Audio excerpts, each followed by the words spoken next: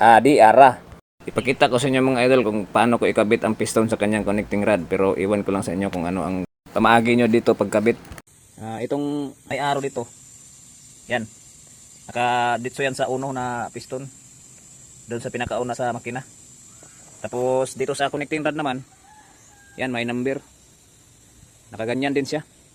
Ang posisyon, nakaturo din doon sa yan, sa pulley, sa harap talaga ng makina. Ganyan. Bali ganyan. Nakaganyan siya. Okay.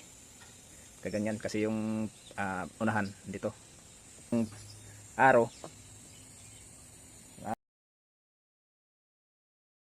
Arrow, yan. Ganyan din. Okay. Right, ikabit lang natin.